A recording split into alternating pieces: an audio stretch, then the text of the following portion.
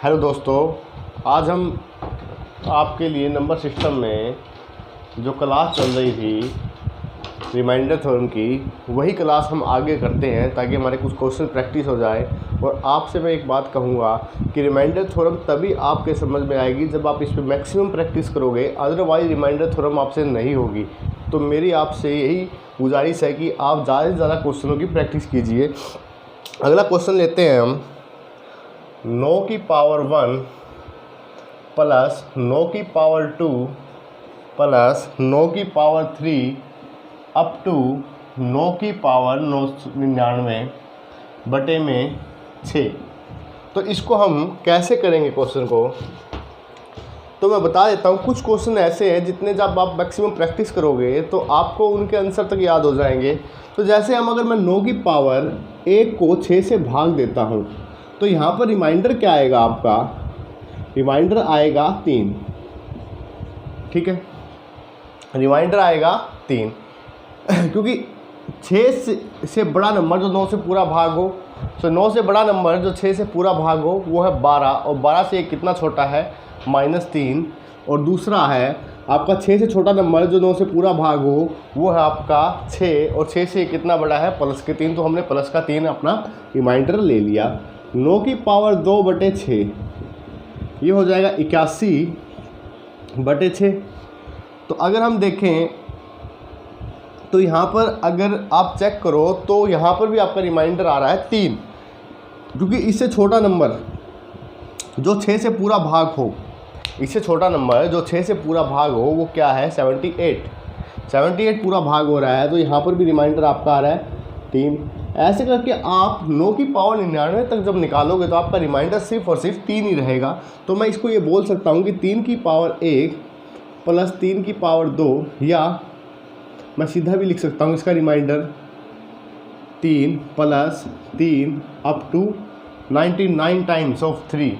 तो मैं इसको 3 को 99 टाइम्स लिख सकता हूँ।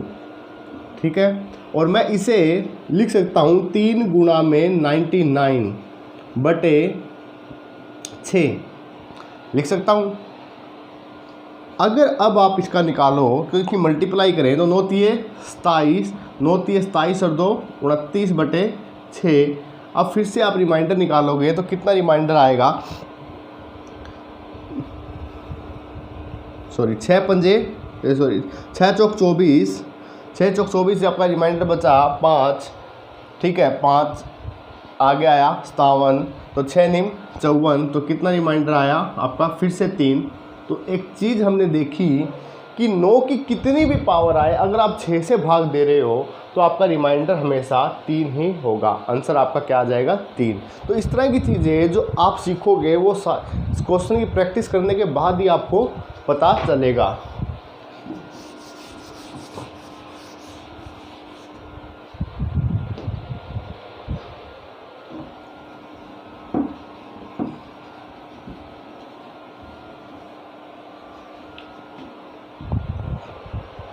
नेक्स्ट क्वेश्चन है 10 की पावर 1 प्लस 10 की पावर 2 अप टू 10 की पावर 10 बटे में 6। तो इसको भी आप चेक कीजिए कि 10 की पावर 1 बटे 6, तो इसका रिमाइंडर आएगा आपका 4। 10 की पावर 2 करोगे, मतलब 100 बटे 6 करोगे आप, तो भी इसका रिमाइंडर आएगा 4। और 10 की पावर 3 करोगे तो भी इसका रिमाइंडर आएगा 4। तो इस हिसाब से मैं लिख सकता हूँ 4 गुणा में 4 प्लस में 4 कहाँ तक? अप टू 10 टाइम, 10 गुणा मतलब 10 टाइम्स 6। तो मैं इसे क्या लिख सकता हूँ? इसे लिख सकता हूँ 4 गुणा में 10 बटे में 6 और 40 बटे 6। तो इसका रिमाइंडर आएगा 4। तो आप ये कह सकते हो कि 10 की पावर कितनी भी हो, अगर आप उसको 6 से भाग दोगे तो आपका रिमाइंडर हमेशा 4 ही आएगा।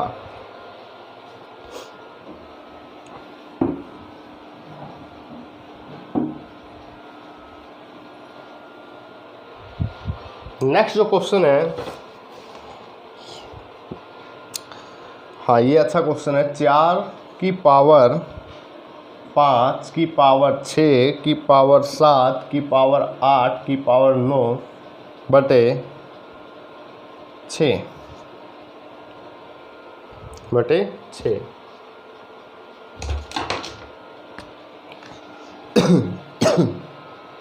अगर यहाँ से मैं भाग दूँ तो आपके पास या तो 4 आएगा रिमाइंडर या माइनस का 2 आएगा।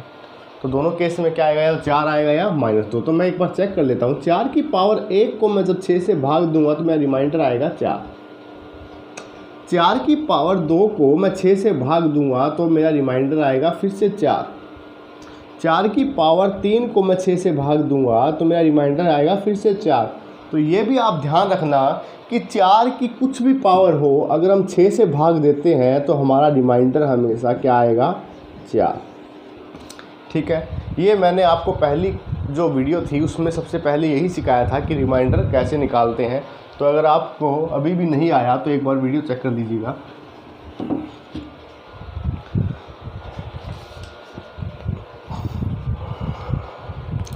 अब मेरे ख्याल से आपके लिए क्वेश्चन बहुत है। अब आप नोट डाल लीजिए और कुछ लाइनें लिखिए कि पहला, यदि कोई संख्या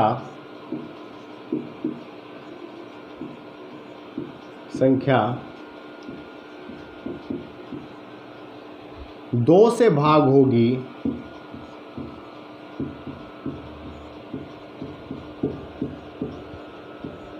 तो उसका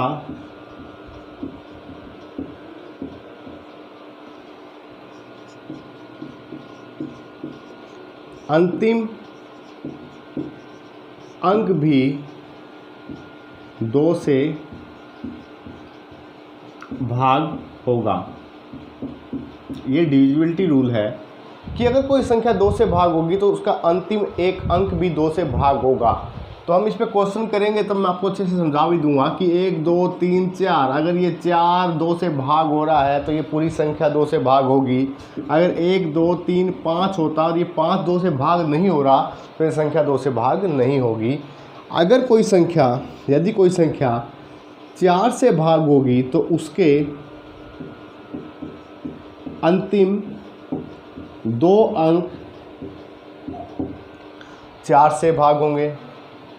नेक्स्ट है, यदि कोई संख्या 8 से भाग होगी तो उसके अंतिम 3 अंक 8 से भाग होंगे।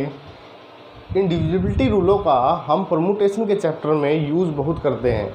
वहाँ पर आप देखोगे कि यही चीज़ें हम बार बार संख्या बनाते वक्त यूज़ करेंगे। यदि कोई संख्या 16 से भाग होगी तो उसके अंतिम 4 अंक भी 16 से भाग होंगे। बाकी और भी रूल्स है वो हम साथ के साथ करते रहेंगे। पहले आप ये 4 नोट कर लीजिए और इनको ध्यान से समझ लीजिए, जब हम क्वेश्चन करेंगे तो इनका यूज़ कैसे करेंगे। तो नेक्स्ट है, क्वेश्चन लेते हैं हम।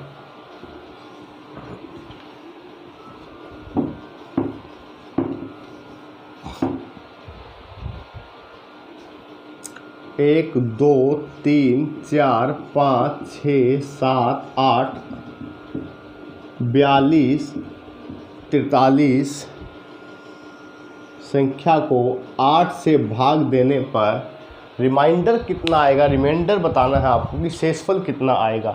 1 2 3 4 5 6 7 8 4 42 43 तक ये संख्या, इतनी बड़ी संख्या है, एक ही संख्या है ये। इसको अगर मैं 8 से भाग दूंगा तो कितना रिमाइंडर आएगा। अब आप पूरी संख्या को तो भाग नहीं दोगे रिमाइंडर निकालने के लिए, क्योंकि अगर पूरी संख्या को 8 से भाग दे के देखोगे तो आप करते ही रहोगे, वो पूरा नहीं होने पे आएगा। तो इसके लिए आपको क्या करना है, मैंने अभी बताया कि यदि कोई संख्या 8 से भाग होगी तो उसके अंतिम 3 अंक भी 8 से भाग होंगे। तो हम देख लेते हैं कि अंतिम 3 अंक 8 से भाग हो रहे हैं या नहीं हो रहे।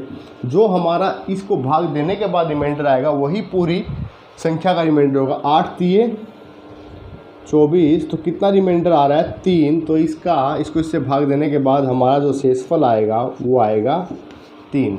ठीक है, नेक्स्ट।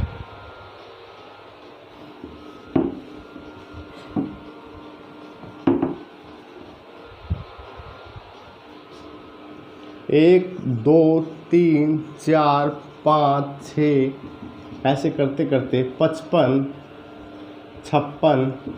तो आपको बताना है कि अगर मैं इस संख्या को 4 से भाग दूं तो शेषफल कितना आता है। मैंने बताया कि 4 से संख्या भाग वही होगी जिसके अंतिम 2 अंक 4 से भाग होंगे। तो 56 को जब मैं 4 से भाग दूंगा तो 4 एकम 4 कितना आया 16, 4 चौक 16 कितना आ गया 0। तो आपका जो रिमाइंडर आया वो कितना आया 0। तो शेषफल कितना आएगा 0, पूरा पूरा भाग जाएगा।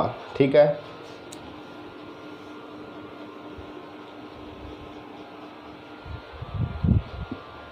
अगला क्वेश्चन है 1 2 3 4 5 6 अप टू 77 78 को आपको भाग देना है 16 से। तो ये क्वेश्चन आप खुद करोगे, कल की क्लास में हम इससे आगे क्वेश्चन करेंगे। तो आपको देखना क्या है, इसमें 16 से भाग है तो अंतिम 4 अंक भी 16 से भाग होंगे। तो अंतिम 4 अंक जब आप 16 से भाग देकर देखोगे तो जो आपका शेषफल आएगा वही इस क्वेश्चन का आपका आंसर होगा, वही आपका रिमाइंडर होगा। तो कल की क्लास में हम इसी से आगे करेंगे। अभी रिमाइंडर थ्योरम के साथ ही हम डिविजिबिलिटी रूल मिक्स करके ही साथ में करेंगे। तो आपका रिमाइंडर थ्योरम अभी 2-3 क्लासों में और चलेगा, तो आप तब तक प्रैक्टिस कीजिए। रिमाइंडर थ्योरम की लंबी क्लास इसलिए कर रहे हैं, ज़्यादा पार्ट्स इसलिए बना रहे हैं ताकि आप मैक्सिमम प्रैक्टिस कर सकें और इस पे आने वाला कोई भी क्वेश्चन आपका ना रहे। बाकी कल की क्लास में देखेंगे। Thank you.